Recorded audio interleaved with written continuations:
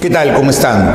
Saludos a cada uno de ustedes y vamos a empezar con un tema nuevo. En este caso vamos a hablar sobre la fonética. La fonética se relaciona o se vincula también con la fonología, que es uno de los temas más conocidos y más extendidos.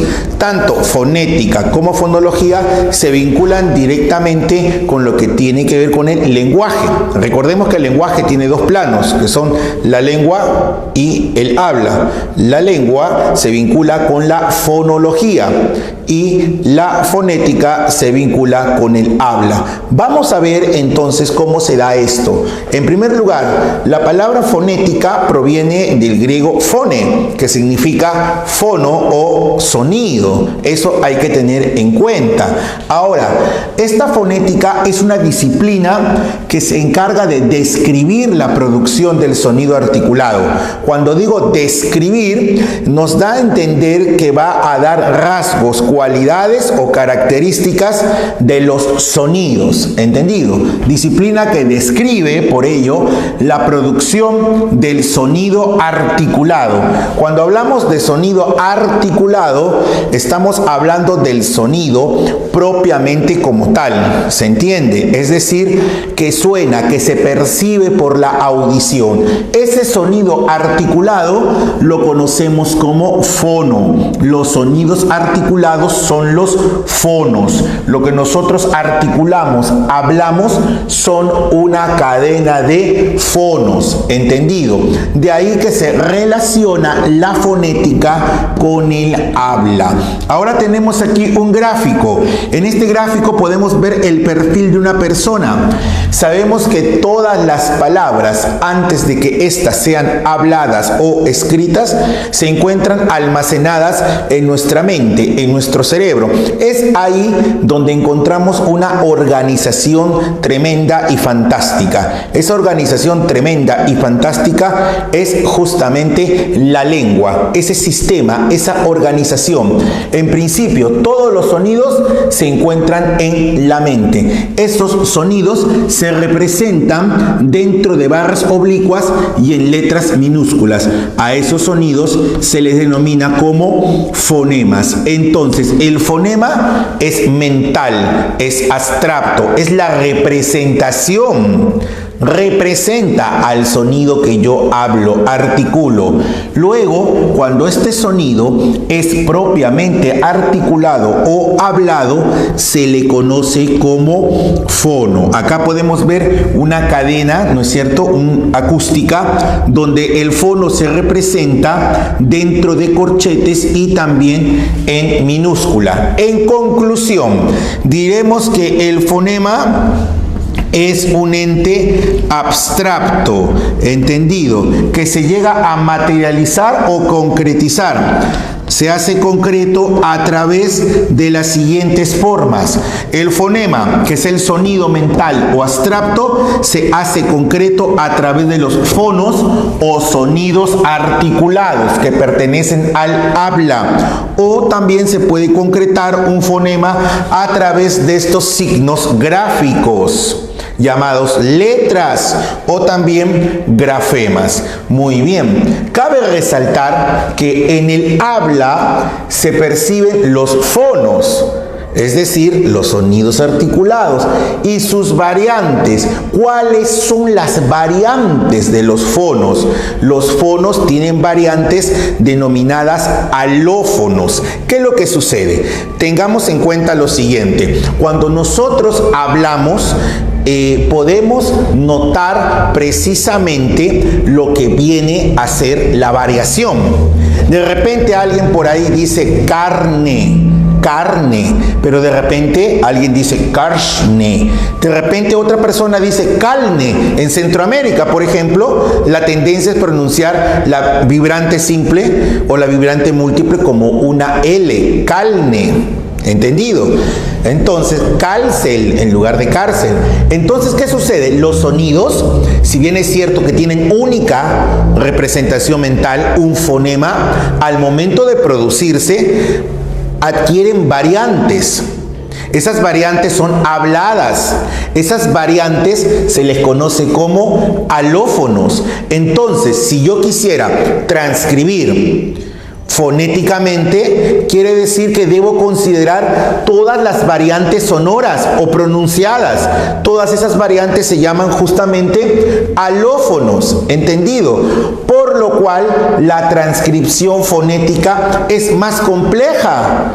Es por eso que en los exámenes de admisión de San Marcos principalmente no se considera tanto la transcripción fonética. Si tú revisas bien el prospecto de admisión, dice transcripción fonológica, puesto que esta solamente tiene una única, valga la redundancia, transcripción, ¿entendido? En cambio, la fonética acepta todas las variantes posibles halladas en el habla. De ahí que en el prospecto diga bien claro, transcripción fonológica y no fonética. En todo caso, tendríamos que estudiar todo un curso de fonética y demoraríamos mucho tiempo. Y además, ten en cuenta que los cursos son muchos. Entonces, tenemos aquí que la transcripción fonética es más compleja debido a la existencia de los llamados alófonos o variantes. Aquí vamos a presentar un ejemplo sobre esta situación. Tenemos aquí palabra, le hemos puesto palabra escrita, huevo, ¿no es cierto? H-U-E-V-O, huevo, es la palabra. Ahora, la transcripción fonológica es única. Entonces, huevo, sabemos que la H es letra, pero no tiene un fonema, no se transcribe. La U, la E, la B, porque este fonema representa B y V, y luego la O, y siempre se marca el acento, es decir, la mayor fuerza de voz que recae sobre una vocal siempre. Entonces, esta es la transcripción de huevo en cualquier lugar de habla castellana. La transcripción es única. Sin embargo, en la transcripción fonética podemos encontrar aquí el modelo de tres transcripciones: huevo, huevo y huevo. Hay personas que dicen propiamente huevo, otras personas dicen huevo con una G y otros dicen huevo. Incluso puede ser huevo. Entonces podemos encontrar diversas pronunciaciones en el habla concreta, en el habla real. Lo digo así para reforzar. ¿Entendido? Incluso si ustedes se dan cuenta, la U, E, B, O, transcripción fonológica es 1. En cambio aquí vemos un detalle. Los fonemas se transcriben en barras, los fonos en corchetes. Ahora, aquí vemos una especie de W. Lo que pasa que esto es una semi, llamada semiconsonante. Se transcribe así como una W. Y luego vemos la B, que en el centro tiene una línea, porque cuando el sonido o B, el sonido bilabial, entendido, oclusivo, va entre vocales, se transcribe de esta manera. Esas son reglas distintas a las que nosotros vemos en fonología. Es decir, esto está lleno de reglas de transcripción, de ahí que sea más compleja. Luego tenemos aquí huevo y huevo. Entonces, ¿queda claro hasta ahí? Muy bien, vamos a continuar. Ahora tenemos aquí lo que viene a ser la producción del sonido articulado. ¿Cómo es que se produce el sonido articulado? Es decir, los fonos. En primer lugar, aquí participan distintos órganos que tienen funciones primarias. En sí, el hablar, aunque suene un poco irónico en el campo de la lingüística, el hablar es una función secundaria para los órganos que se encuentran aquí a continuación y que voy a mencionar. ¿Por qué función secundaria?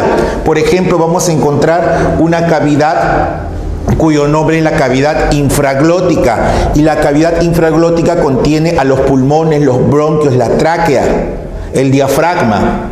Entonces, todos ellos pertenecen a lo que se conoce como el sistema respiratorio, y la función vital de respirar incluye a la vida como eje. Es decir, ¿qué es más importante, hablar o la vida? Tengo que estar vivo para poder hablar. De ahí que se le llame función primaria del sistema respiratorio, valga redundancias, respirar. En cambio, la intervención en hablar es una función secundaria para para estos. Tenemos entonces aquí producción del sonido articulado. Intervienen tres espacios o cavidades: la infraglótica, la laringea y la cavidad supraglótica. Esta cavidad llamada supraglótica, esta de aquí la podemos ver, es la cavidad bucal, que en ella encontramos, ¿no es cierto?, todos los órganos que se encuentran, ¿no es cierto?, dentro de la boca. Luego encontramos a la cavidad laríngea, su nombre lo indica, la laringe. En ella encontramos un elemento principal, que son las cuerdas vocales.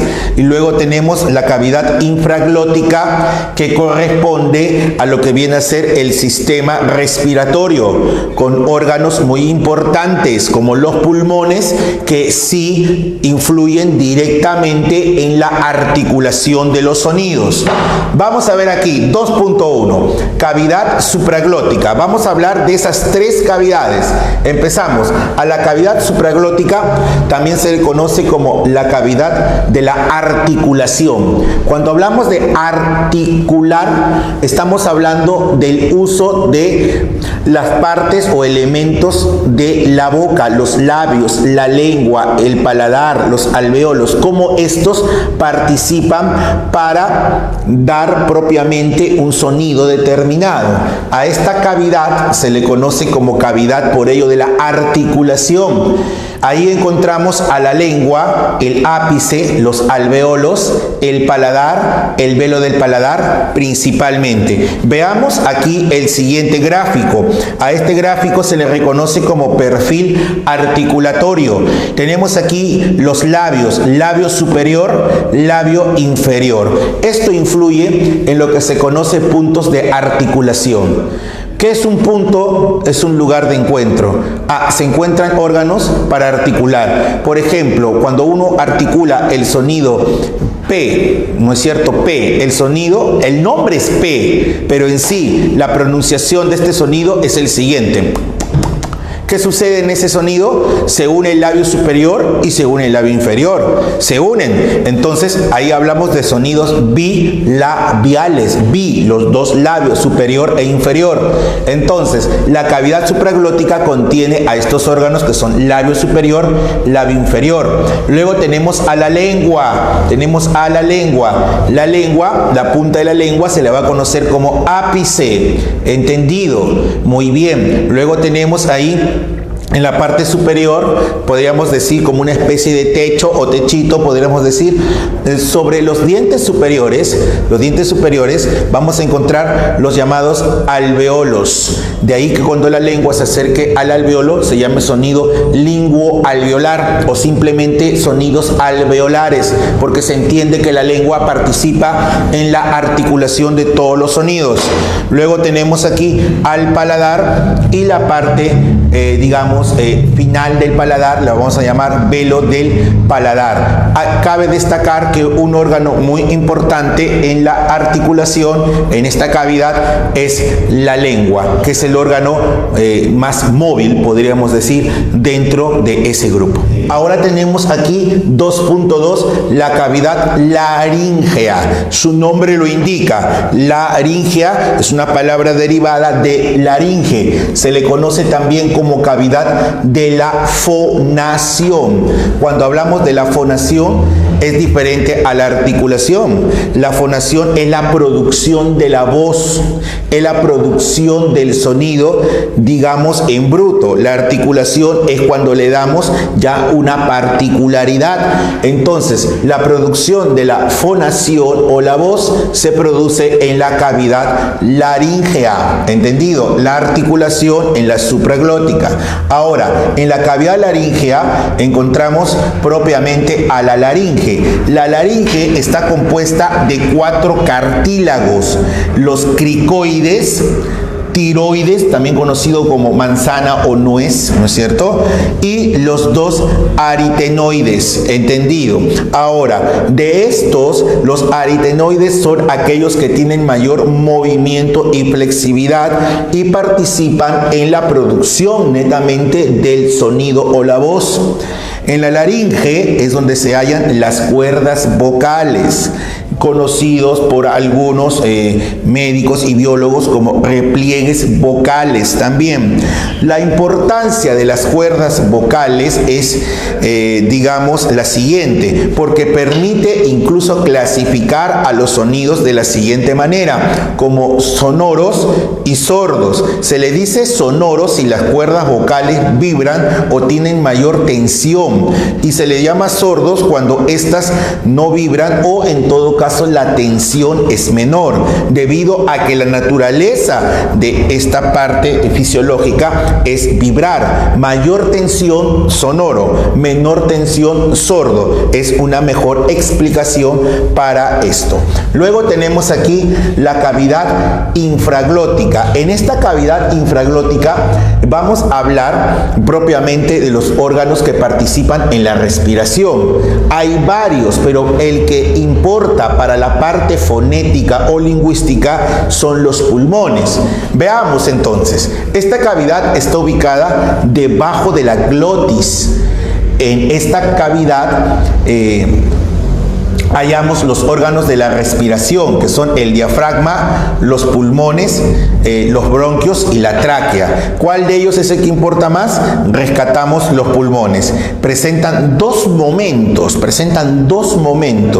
o ya otros le llaman movimientos, los cuales son la inspiración, que es la toma del aire o la inhalación, y la expiración, que es la expulsión del aire. Es en este último movimiento o momento que importa para la fonética. ¿Entendido? Muy bien. Ahora vamos a pasar aquí a lo que viene a ser los puntos de articulación.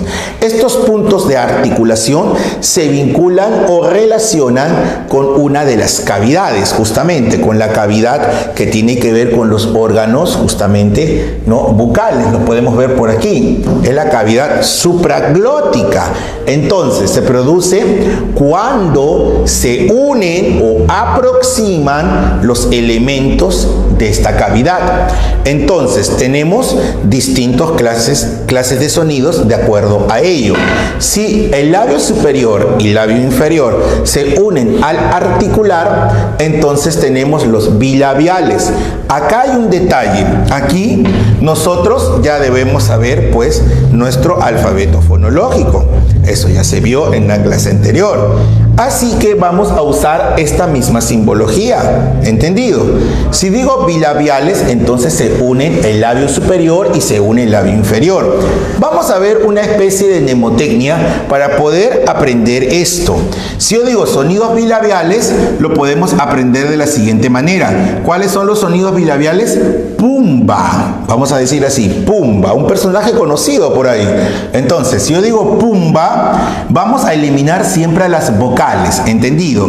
Entonces eliminamos a las vocales y me va a quedar P, M, B. ¿Y cuál es la pronunciación de P propiamente? Es la siguiente.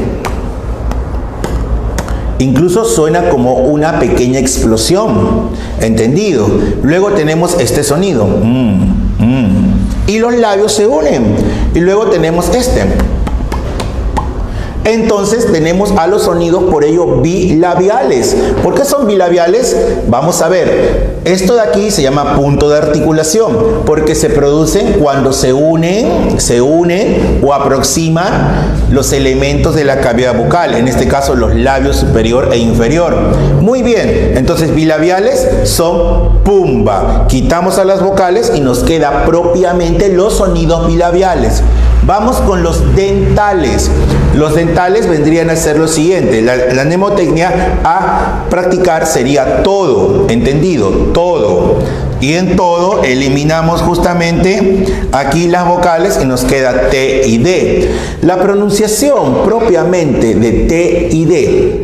Mucha atención, cuando digo dental es que el ápice significa punta o la parte, digamos, superior de un elemento. Entonces, cuando digo ápice, me refiero a la punta de la lengua. Entonces, cuando digo T, yo digo tapa. Vamos a pronunciar una palabra, digo tapa.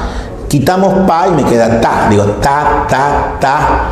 entonces el ápice de la lengua se va a la parte superior de los dientes, de ahí que se llame dental. Y lo mismo sucede con D, da, da, da. Entonces tenemos los sonidos dentales. Ahora vamos con el sonido interdental. El sonido interdental es uno de los sonidos característicos de la lengua española. Es este de aquí, ¿no es cierto? Z. Nosotros lo conocemos con el nombre de Z. Otros le dicen seda incluso. Este que está aquí es un sonido interdental. Entonces, si me dice que es interdental, ¿qué es lo que puedo yo entender? Que la lengua está entre los dientes, no forzando, sino aproximándose. Recuerda que se une o aproxima. Entonces la pronunciación más adecuada debería ser más o menos así. Entonces, si le aumentamos vocales y dentro de una palabra podría decir, por ejemplo, zapato, zapatilla, zonzo. Entonces, esa pronunciación es interdental. Z. Los alveolares. Recordemos los alveolos. Entonces, vamos más o menos a decirlo así. Entonces, yo tengo aquí, ¿no es cierto?, la cavidad bucal, tenemos la boca y aquí están los dientes.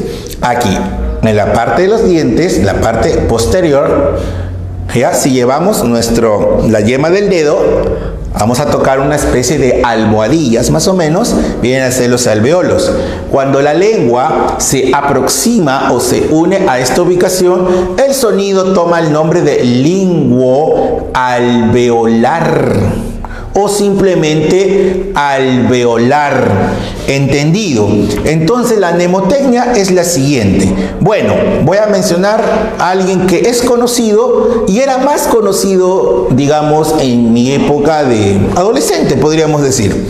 Había pues un futbolista muy reconocido aquí en el Perú de un equipo llamado Sporting Cristal, ¿no?, que tuvo una buena campaña en el año 97, llegó a ser subcampeón de la Copa Libertadores, recuerdo.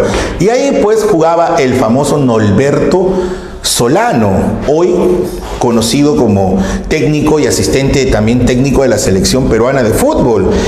Entonces, ¿recuerda a este señor? Entonces, miren, los sonidos alveolares son solano, y recuerda que esta es la vibrante múltiple, solano raro, solano raro. Y esa frase fue famosa en un tiempo. Bueno, vamos a recordar brevemente para que quede en claro la mnemotecnia.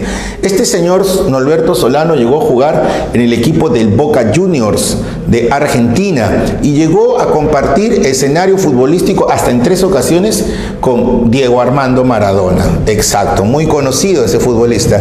Y hubo un tiro libre y Maradona, bueno, pues más por caridad que por estilo y clase futbolística ya en esa época, lo dejaron jugar en el equipo prácticamente de Boca. Entonces se encargaba de los tiros libres y es muy buen lanzador este señor Maradona. Pero un día le cede el pase al señor Norberto Solano y le dijo: Solano, sos raro, o sea, eres raro. Pero ser raro aquí en el Perú tendría una connotación un poco despectiva, ¿no? Si te dicen tú eres raro, entonces puedes pensar un poco mal. En cambio, en Argentina, decir que eres raro es decir que eres un fenómeno. Pero también suena un poco raro acá en el Perú decirte que eres un fenómeno. Pensemos en el dialecto, justamente. La lengua tiene variaciones. En Argentina, decir que eres un fenómeno o decir que eres raro quiere decir que eres estupendo, que eres genial. Y entonces le dijo: Solano, sos raro, le dijo, eres raro. ¿Y qué hizo Solano? El mismo Maradona, su faceta pues hilarante que es este personaje, le coloca la pelota, le limpia la cancha de fútbol y todo eso. Y Solano, ¿qué cosa creen que hizo cuando pateó? Exacto, anotó un golazo, obviamente. Y se hizo famoso porque justamente Maradona le coloca la pelota para que él patee. Bueno, eso es un hecho futbolístico. Recuerda, Solano raro. Entonces, los alveolares son Solano raro. Eliminamos las vocales, entonces vean qué nos queda. S, L, N vibrantes. S, L, N vibrantes. Pronunciamos la S con la vocal A, preferiblemente. Yo digo digo sa, y la lengua se va al alveolo si tú lo percibes. Luego la L, digamos la, y vas a ver que la punta de la lengua llamada ápice se va sobre los dientes superiores. Eso viene a ser. Igual manera va a pasar si decimos na o ra. Muy bien. Ahora vamos con los palatales.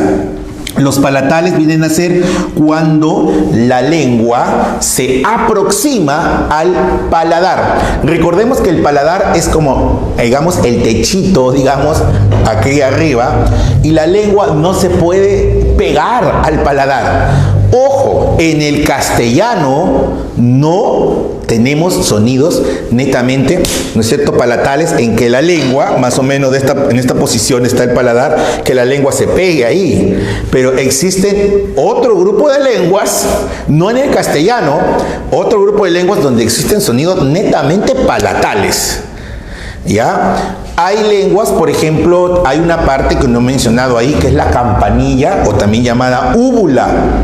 ¿Entendido? Ahí queda más o menos así como una especie colgante, ¿no? La campanilla o úvula.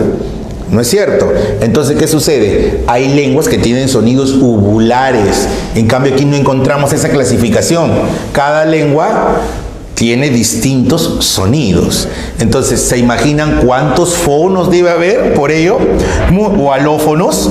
Entonces, tenemos acá los palatales, ¿cuáles son? Son che, ñ, la y o y, y esto de aquí representa a la y o doble L que le dicen. Una mnemotecnia para aprender los palatales sería la siguiente. Miren aquí hay algo muy curioso, lo voy a resaltar. Che y ñ, vamos a decir que los palatales tienen esta virgulilla, o una manera más práctica para entender, vamos a decirlo así, ¿ya? A manera práctica, los sonidos palatales son los cachuditos. ¿Cómo que cachuditos? Miren aquí, tienen esta virgulilla, esta simbología, la che y la ñ, palatales. Y no solamente están los cachuditos, también están los invertidos. ¿Cómo que invertidos? Veamos, una y ahora le damos la forma invertida o inversa. Entonces, ¿quiénes están en los palatales? La che, la ñ y los, podríamos decir, laterales, ¿no es cierto? Y y ell. Continuemos. Tenemos ahora los sonidos velares, la aproximación al velo del paladar. Entonces, en los velares vamos a presentar a los siguientes sonidos. Diremos así: Goku, otro personaje muy conocido. Goku, ja. Recuerda que esta no es la X. Recuerda que representa a J. Ja, jo, ju. Y también je, ji. ¿Entendido? Je y ji. ¿Entendido? Porque suena como una J. Sonido fuerte le llaman a eso. Entonces, si eliminamos las vocales, tendremos G, K y J, sonidos velares. Luego tenemos, por último, un sonido labidental. La pronunciación más o menos es así, ¿no? Eso viene a ser la F, es labidental.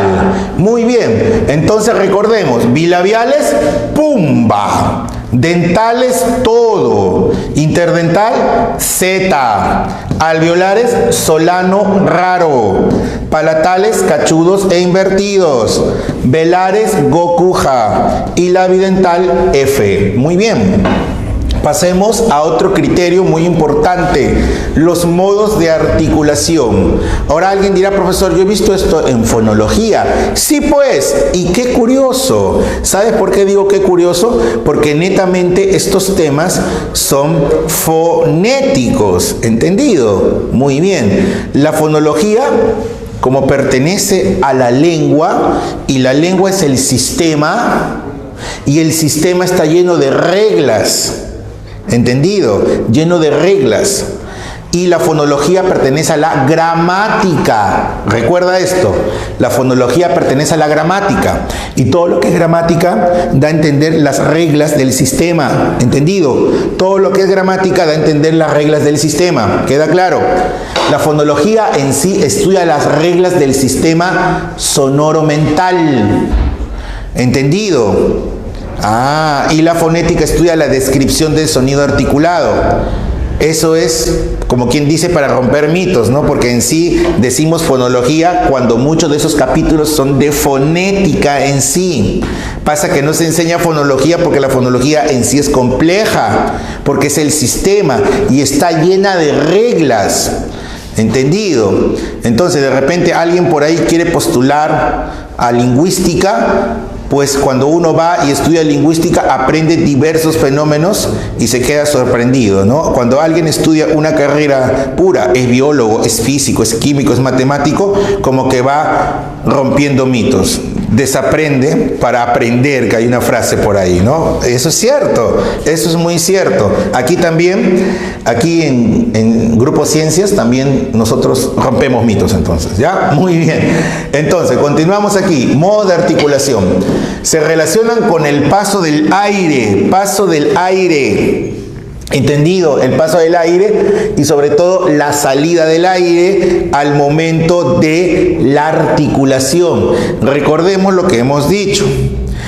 ¿Entendido? En el aparato respiratorio, que también interviene, por aquí lo tenemos, en la cavidad infraglótica, dijimos que lo que más importa son los pulmones en cuanto a la salida del aire. Es por eso que aquí dice se relaciona con el paso del aire y su respectiva salida sobre todo, porque se toma en cuenta para los modos de articulación. Y tenemos los siguientes modos: oclusivos, fricativos, africado, laterales, vibrantes, y también consideramos a los nasales, también llamados por algunos oronasales. Entonces, los oclusivos es cuando el aire encuentra un obstáculo mayor para salir. A estos sonidos, como suenan como una leve explosión, como un plop, algo así, también les conocen como sonidos implosivos. Otros les dicen explosivos. Otros le llaman obstruyentes. Tiene diferentes nombres. Se le llama oclusivo porque viene de oclusión. ¿Saben qué es oclusión? Ocluir es tapar la salida o impedir la salida. Por eso dice que los oclusivos tienen un obstáculo total a la salida del aire. Por eso suenan como explosión. Explosivos, implosivos. Entonces, tenemos acá los siguientes sonidos. Los sonidos oclusivos son bodega pituca. Esta mnemotecnia también es muy reconocida, ¿no? Los oclusivos son bodega pituca. Y tenemos aquí, como siempre, no te olvides, eliminamos o retiramos a las vocales. Y tenemos B, D, G, P, T, K. A ver, ¿cómo sería en el caso de B?